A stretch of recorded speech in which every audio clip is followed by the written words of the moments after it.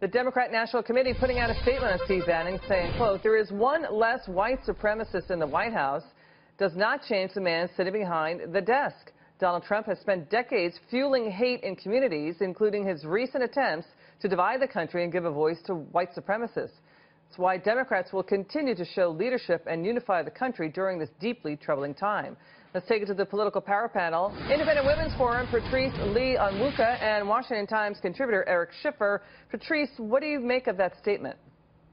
Oh, Democrats are obviously, they're seeing this as a victory or some sort of win and a kind of a stop to the Trump agenda. But what they don't realize is that President Trump has laid out an agenda that is going to continue to put, American families and American workers first. And Steve Bannon going out does not necessarily mean the agenda stops. And it's worth noting in the statement, the DNC said, they called Steve Bannon a white supremacist, Eric. And they also said there's one less white supremacist in the White House. What's your reaction to that? Well, I can understand how some would view him that way. I get their perspective, but I mean, all the insider views of Bannon is the opposite, that he doesn't have these racist ideologies. But, it's hard to know. I mean, we're not close enough to know what's really going on. What we do know is that Donald Trump had enough, and it'll be interesting to see. I don't think Trump is going to lose contact with him. In fact, I think he'll still get his advice. And in fact, in certain ways, Bannon could actually help him from the outside, I think. So I don't know that it's a negative in any way to the Trump administration if it's managed right. If they don't manage it right, it could be a big problem.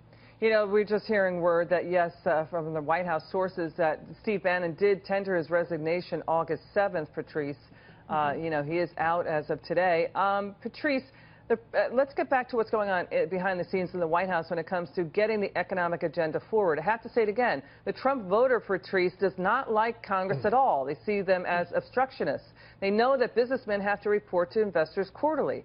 Members of the House report back to voters, every 2 years.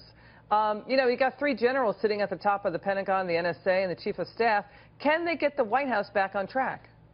Well, I think hopefully they can. I mean, Americans are waiting for not just, people to be in the same position for longer than 7 months, but for a real run at this agenda. When it comes to Democrats, and what they said before, I mean, it's just ridiculous. They're going to be focusing on race relations and in trying to position the Trump administration as white supremacists. Whereas if Congress and this administration can focus on getting people to work, providing tax relief, and heaven forbid, providing for relief from Obamacare, then I think Americans are going to read between the lines and realize that this is just a lot of, on the Democratic side, a lot of just hot air. So we're going to see in the midterms, Eric, essentially, instead of victories for the Trump administration on tax cuts, we're going to see there are fine people marching with Nazis in Charlottesville. That's going to be the Democrat commercial, the tagline, right?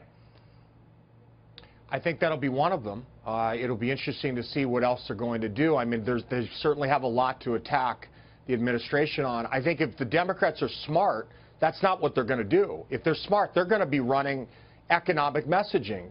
We saw what happened when they tried to just point out negatives with Trump in the election with Clinton. It didn't work. And I think the big takeaway, and I think Schumer gets this, is that you don't want to get stuck into this identity politics. You want to focus on what really matters to the end voter. A lot of them don't care about this. What they care about is, what are you doing to help the economy? What are you doing to help the job situation? If they're smart, that's where they're going to go. We don't know. But I suspect with Schumer, he gets it, and I suspect that will be most likely the majority of where the spend goes and where the focus is. Yeah, I hear what you're saying, Eric. Quickly, Patrice, correct me if I'm wrong.